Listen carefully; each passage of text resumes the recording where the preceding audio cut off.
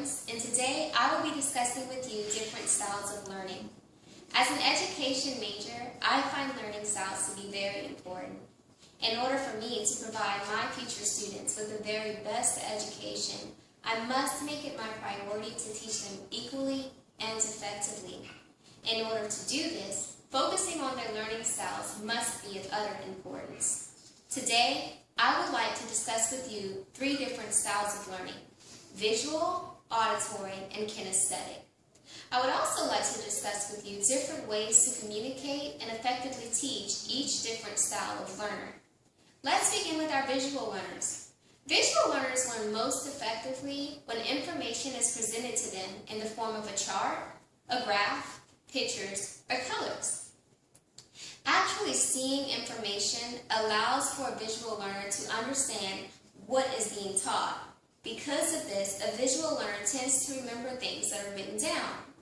They are also able to memorize information much better than a kinesthetic or auditory learner. Lectures tend to be better received by a visual learner when it's being watched. It's also good to know that visual learners are very good readers of body language, so I encourage you to watch your facial expressions.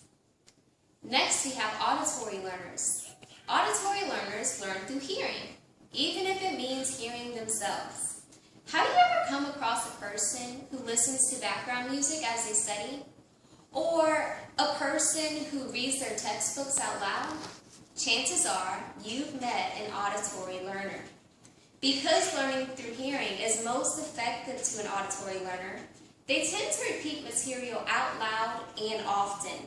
Actually hearing themselves recite the learning material helps them to remember what they've been taught.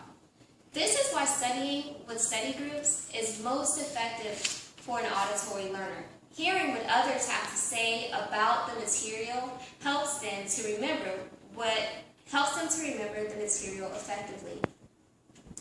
Finally, we have our kinesthetic learners. Kinesthetic learners are active learners. Now, this doesn't mean that reading a textbook is a no-go.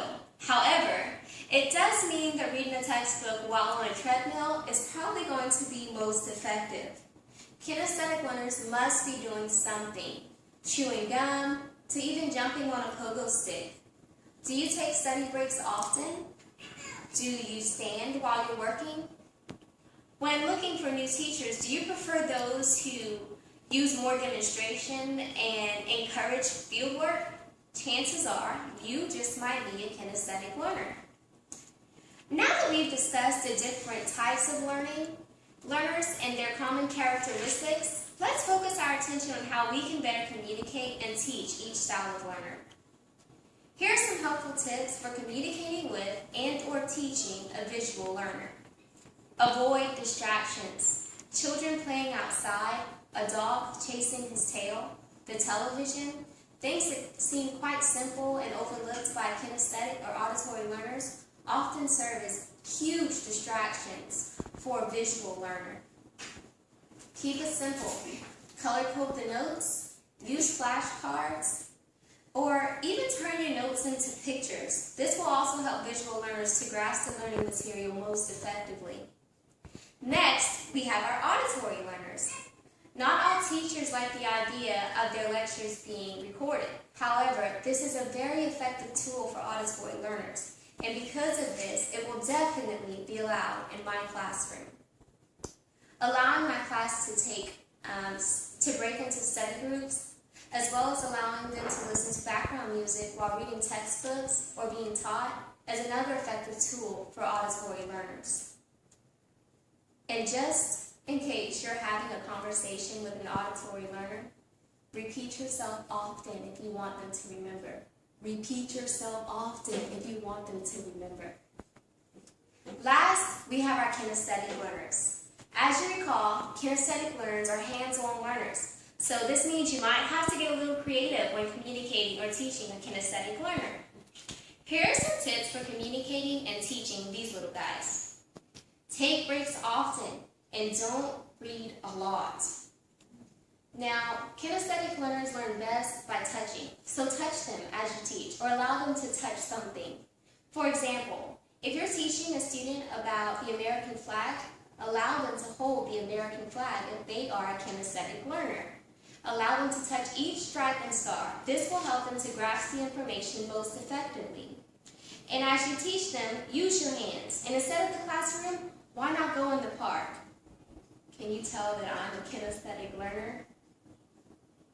In conclusion, I have discussed with you 3 different styles of learning: visual, auditory, and kinesthetic. I have also discussed with you different styles of communicating and teaching each of these students. I think it is of equal importance for me to say that since we are all adults and most of us have children of our own, this truly does start at home. It only makes it better for your child to learn, and it makes those who are eagerly waiting to teach them in the classroom that much more excited. Thank you so much for your time.